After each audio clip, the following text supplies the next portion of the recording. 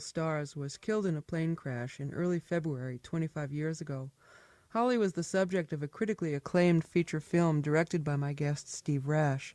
The Buddy Holly story starred Gary Busey as Buddy Holly. Rash also directed Under the Rainbow, a feature film which starred Chevy Chase and Carrie Fisher and was about the auditions of dwarves to play the roles of munchkins in The Wizard of Oz. My guest Steve Rash recently returned to his home in Bucks County after living in Los Angeles for several years. Welcome back to Fresh Air, Steve Hi. Rash. It's nice to be here. Let's talk a little bit about Buddy Holly before we talk about other aspects of your film career. Was Buddy Holly an important figure to you musically? Well, he grew to be. When I was a kid growing up in Texas, I was mainly interested in classical music and jazz, and had no interest at all in rock and roll except for parties. You know, it was music to dance to. And one day I heard on the radio a record that had strings in it, which attracted me, and it was a beautiful melody, and it stuck. And I couldn't get that song out of my head. It was the first time a rock and roll song did that to me. And I actually went down to the store and bought the record. It was the very first 45 I bought, and it was Buddy Holly's True Love Ways. And still to this day, 25 years, well, actually almost 30 years later, it's still my favorite song. You grew up in Texas. Yeah. And I think Buddy Holly was, much more popular in Texas than he was in the northern cities. Yeah, he was more popular in the South, the Southwest, and the West. His popularity in the East never really developed until after his death. And actually, he was the biggest star in Europe, in England. In fact, at the time he died, he was a bigger star than Elvis Presley. We're going to compare some records of his in a minute, but do you want to say a few words about Buddy Holly as a musical figure, what you think his importance was? Well, he invented a lot of things that we take for granted today. He invented the rock and roll combo. Before Buddy, there were guys like Elvis Presley who were singing in front of groups like the Jordanaires, and they had pickup orchestras that they'd pick up locally to play the charts. And Buddy had this idea of a self-contained sound, and that's really his contribution to rock and roll, is that Buddy Holly was the first guy that had a sound in his head, somewhat like Glenn Miller had a sound in his head. It took Glenn Miller years to find out how to get that sound. It took Buddy a very short time, and he fought very hard with the recording industry of his day to get that sound that he had in his head. And when he finally got it, the world took note. Let's compare a couple of the recordings that he did of one of his own songs. And we're going to hear That'll Be the Day, two different Buddy Holly recordings. Tell us about each. Well, one of Buddy's early recording sessions was in Nashville. Decca Records wanted to record Buddy Holly because they had seen him perform in and around Lubbock. When he got to the Decca recording studios, they wouldn't let him use his group. They made him use their backup musicians, their backup singers. They changed the key that he was singing in. They made the pitch way up above Buddy's range. They changed the rhythm. They changed the emphasis on the beat. It was just totally different song than Buddy had written. But, you know, being a nice little kid from Texas, he bowed to their pressure and he recorded it their way. And then he made his own recording of it? And then that record was a flop.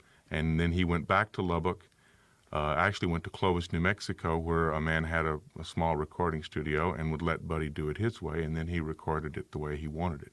Okay, well, let's hear both versions. We'll hear the Nashville version first, which means that we'll reverse the original order that I mentioned to our engineer.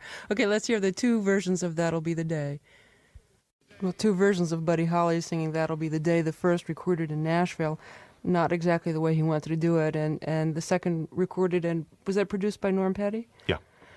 Was he happy with the Norm Petty production, do you think? I think so. Later on, he became unhappy with the business dealings with Norman Petty, but I think Norman was good for... Norman was to Buddy Holly much like George... what's his name? Martin. George Martin was for the Beatles. Norman had the musical background to execute some of Buddy's ideas, but he listened to Buddy much like George listened to Paul and John, and helped them get what they wanted. Whereas in Nashville, the producer, had his own ideas and he was going to do it his way, and the kid was just a little fodder. I've heard all kinds of stories about how the Crickets were added on after the fact or manufactured more by the producer than by Buddy Holly. What's the story about the Crickets that we hear on the recordings? The true story about the name of the Crickets is there was a cricket in the echo chamber in the studio in Clovis, New Mexico, that got on the end of a couple of records, and they chose the name the Crickets sort of as a lark. No, Buddy and Jerry Allison and Joe Malden and Nicky Sullivan played together quite a lot at various times in their high school days and immediately after graduation. Norman did not create the Crickets. Norman was the external force that came in after the Crickets were really together. I guess I'm thinking of the vocal backup. Did the musicians do that, or was that added on afterwards? Most of the time it was done partly at the time and partly afterward. Now, some of Buddy's material that he recorded demo tapes at home or in his garage or in various places, that after his death, Norman Petty then came in and brought singers and other instruments in and laid on top of it, and in some people's opinion, trashed them up a lot. But the records like That'll Be the Day and the other ones that were released while Buddy was alive, they were all pretty much recorded on the spot. The Buddy Holly was a great influence on the Beatles, and you were telling me that you spent a weekend with Paul McCartney right before the European release of your movie, The Buddy Holly Story. Yeah. Did you talk with him at all about Holly? Yeah, Paul has been a Buddy Holly freak since he was a kid. He latched onto Buddy Holly's sound, or something about Buddy's innovative choice of chords instead of the standard blues chords that most of the other rock and rollers were doing. Buddy was not afraid to introduce other progressions and to take ideas from other sources, jazz and standard show tunes, classical licks. He was totally open to musical form, and I think that's one of the big influences on Paul's ability to choose symphonic changes and what I call, at the time, outrageous changes, such as Michelle. For a rock and roll performer to come up with the changes of Michelle was really audacious, but he did it, and he made it work. And I think Buddy was a big influence on Paul's attitude toward music and changes. Well, we have two versions of another Buddy Holly song, and that's Words of Love, and we'll hear Buddy Holly doing it first, and then the Beatles version of it afterwards. Do you want to say anything about the two before we listen? No, you should. I think you should compare the respect that the Beatles gave to Buddy's arrangement of Words of Love. Let's hear it. Well, there really is a lot of similarity between the Beatles version and the Buddy Holly version. You were telling me that the Buddy Holly recording was the first example of multi-tracking. Yeah, it was an idea that Buddy got from... I think probably Les Paul and Mary Ford were the first people to do that, re-record their own voice, overdub their own voice, multi-track it. And Buddy took that idea and was the first, to my knowledge, to apply that to rock and roll. And he sang harmony with himself on that record. And I suspect that's one of the reasons the Beatles liked it so much, is they immediately could hear that was Buddy singing twice, and I'm sure it gave them the idea to do their own multi-tracking, which they were experts at. Our listeners who saw your movie, The Buddy Holly Story, who've also seen Gary Busey in other roles, will know how he completely transformed himself to fit the role of Buddy Holly. It was really quite remarkable.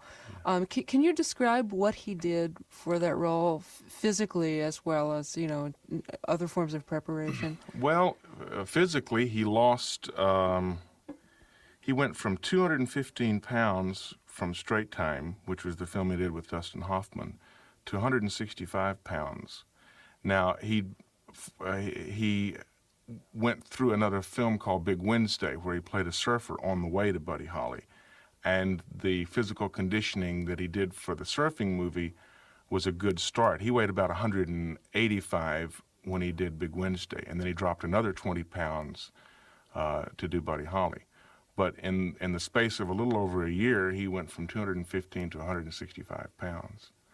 How did you know during the auditions that he was going to be good? Well, I saw saw Gary in a movie, a pilot for a series called The Law. It eventually became Petrocelli, but the premiere episode was called The Law, and Gary played a rather small role in that movie and just blew me away. I just thought he was the most real person I'd seen on the screen in years. And I found out when it came time to cast Buddy Holly, after we had rejected all of the studio's desires to put David Cassidy or someone like that in the role, I found out that Gary was a rock and roll drummer, had played with Leon Russell. And as soon as I found out that this actor, who I had been so impressed with, also knew what it was like to be on stage and to gig in front of people, I knew there had to be a possibility there. Found out later on, Gary had been cast in another film that was about the Buddy Holly and the Crickets, 20th Century Fox film, and Gary had been cast as the drummer. And it had been a terrible experience for him. The film was closed down. It was really a painful experience for Gary, and he didn't want to audition for our movie because he didn't want to have anything to do with Buddy Holly again. But the casting director convinced him to come in and meet with us, and he did, and we hit it off, and the rest is history. That's who else did they want besides who is it that you just mentioned? David Cassidy. David Cassidy, yeah. I can't. Who are some Bobby of the other Sherman, unlikely people? I can't remember now because a lot of them were the stars that come and go weekly. That's right, yeah. In the teen magazines. But the studios, we tried to sell the idea of that movie for 3 years, and the studios were all for it, but as long as we had cast it with a star, and I knew that the film wouldn't work with a star. You had to see somebody up there that you believed as Buddy Holly, or it wouldn't work. The film won an Academy Award for the musical score and was really critically acclaimed. It was not a major commercial success in the way that blockbuster movies are. No, it was not a blockbuster. It made money. But it must have made money because it wasn't a very expensive movie like the blockbusters tend to be. Very cheap movie. Was it considered a real success by Los Angeles industry standards? Well, yeah, because it was a sleeper. In Hollywood, there's nothing better than to have a film that nobody knows anything about, and when it comes time for screenings, all the people that are so-called in the business say, "Oh, I saw this terrific little film. It's a real sleeper. It's going to be a smash," which is almost like reverse word of mouth. So it worked very much to our advantage in the fact that the film was totally coming from nowhere. And so, it was artistically, it was quite well received. It was nominated for 3 Academy Awards, Gary among them for Best Actor. And I don't think to this day the people in Hollywood realize that one of the reasons of that movie's success with the audience was that it was recorded live. They're still lip-syncing or overdubbing or multitracking or looping or whatever you want to call it, but they haven't learned that when someone's actually singing in front of a camera, there's a difference. It may be subconscious, but there's a big difference to the performer, if not to the audience. And that had a lot to do with the success of that movie, as you really believed that man was singing, because he was. My guest is Steve Rash, who directed the film The Buddy Holly Story and also the film Under the Rainbow, and he now lives in Bucks County. After the success of The Buddy Holly Story, were you sent a lot of other scripts? Yeah, every person who had died in the last 20 years that had ever played a guitar or seen one, I was offered to do their story. Otis Redding, Janis Joplin, Jimi Hendrix, Jim Morrison, Elvis Presley, and on and on and on, because that was a hot movie. Why did you reject, as you did, the offers to direct other film biographies about late Well, dead performers. quite frankly, I don't think I could do as good a job as another director who's approaching the subject fresh. I think all during the course of the production, I would be thinking to myself, oh, I've done this. Even if I hadn't done that precise thing, I would think that I had, and I think it would take some of the edge off of